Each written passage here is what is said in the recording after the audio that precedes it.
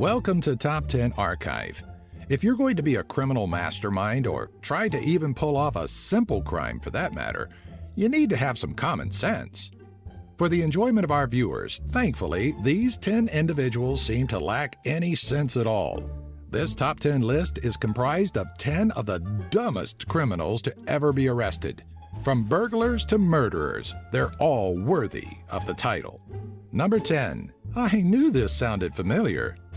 When you get away with something, there's an adrenaline rush that can lead you to do even more dumb things, like publicly writing about your crime and publishing it for the whole world to read. In 2003, Polish author Krystian Bala wrote Amok, which featured a rather detailed murder that, to authorities, was a little too familiar.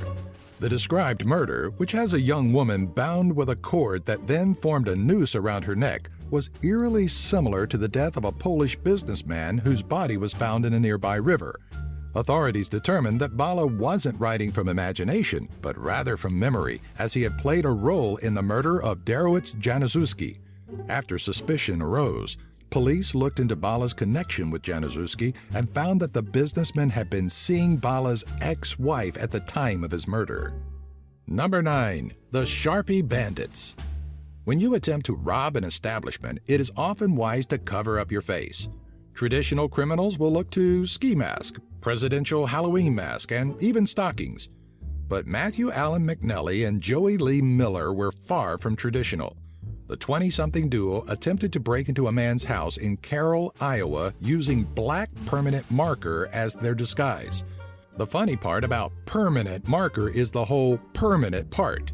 Not to mention the superhero-inspired designs they chose did little to actually hide their identities. Number 8. Outwitted by a Child. Considering the subject matter of this crime, it's a little tough to find the humor, but it's in there.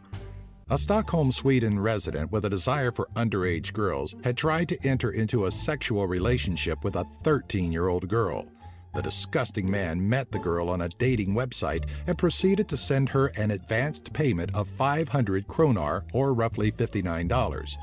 When the girl stiffed him on her end of the bargain, the man found the girl's home phone number and proceeded to call her father to demand a refund. We were happy to think the girl was taking full advantage of this scum of society, but to know his own continued idiocy landed him in prison is even more tickling. Number 7. Give me back my urine. 26-year-old Krystal Evans of Crescent City, California, was on probation for drug use and was required to produce sporadic urine samples. After performing her probationary duties, nerves must have set in, and Evans couldn't remember if her sample would turn up positive for her drug of choice, methamphetamine. Along with friend, 24-year-old Denise McClure, Evans ransacked a DHL delivery truck in hopes of finding the ill-fated urine sample. In mid-search, the delivery driver stumbled upon the two bumbling criminals and called the cops. Turns out, Evans had nothing to be worried about.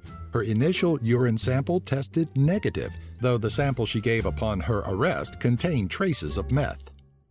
Number 6. Return to sender. The USPS can either be your best friend or your worst enemy, depending on how you use it. For Montgomery County inmate Quentin J. Thomas, learning how the postage system works would have been a good first step. Arrested for fatally shooting a person during a botched robbery, the prosecution's case against Thomas was pretty solid. So much so that Thomas made a desperate attempt to keep a key witness out of the courthouse. In a letter to an outside friend, Thomas requested his friend find a way to keep the witness from testifying, and also demanded that they kill any witnesses that may come forward. Unfortunately for Thomas, the letter came back returned to sender and, per prison policy, was screened in the incoming mail. Number 5. No light, no crime. Apparently, in the mean streets of Willoughby, Ohio, there's a rumor going around that burglars cannot be arrested at night. At least, that's what the mindset of James Blankenship would lead you to believe. James had long since been banned from entering his mother's house, so he took it upon himself one night to break in. Unfortunately for him, his mother caught him mid-act and a neighbor alerted the police. When he was finally picked up hiding inside a crawl space, Blankenship told the officers that he was under the impression one could not be arrested for burglary at night. Needless to say, you can, and he most certainly was. Number 4. Get out of Dodge. When you make one mistake at a crime scene, you may want to consider abandoning ship and hoping for the best, but there's still a chance you'd get away with it. After 2, it's probably about time to get out of Dodge, with or without your intended prize. In the case of Christopher Kron, not even 4 pretty big mistakes would keep him away from what he truly wanted. First, Kron tripped the alarm of the restaurant he had broken into. His second folly was not escaping when the rather loud alarm blared. Kron's third and fourth missteps? Answering the phone when ADT called and providing them with his real name. Ironically, Kron may have gotten away with it if he had not returned to the location the next day, where he was recognized by staff that had watched surveillance video. Oh, and that prize Kron was after? All he left with was a bottle of Grand Marnier and a beer. Number 3. Jesus, take the wheel. On the night of October 7, 2008, the streets of Sullivan County, Tennessee were an unsafe place to be, thanks to the drunk Randy Lewis. Despite Randy's .26 blood alcohol level, he had the sense not to be behind the wheel. Unfortunately, his heavily intoxicated state left him to believe that his 10-year-old son would fare better behind the wheel. At a speed of 90 miles per hour or 145 kilometers per hour, Lewis's son lost control of the Windstar and the vehicle flipped.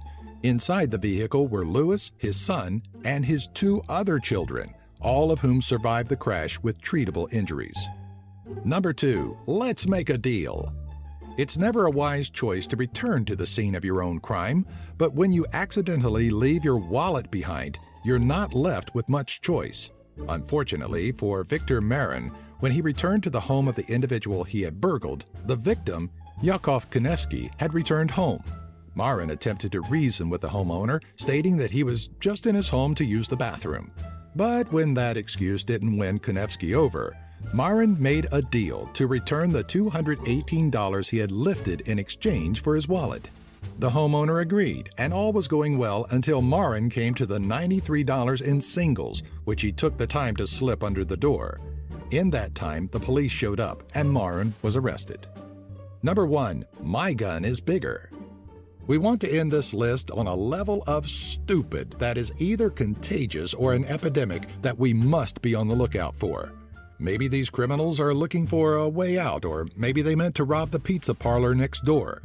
Because no person in their right mind would walk into a gun store and expect no resistance should they attempt to rob it. It happens, though, and a lot more often than it should. One instance in particular has us rolling on the floor in laughter, and that's the case of Derrick Mosley. This Oregon resident thought it wise to smash the glass of a display case with a baseball bat and grab a handgun from it. What he may not have expected was that the gun store manager would somehow find a handgun of his own, ready and loaded.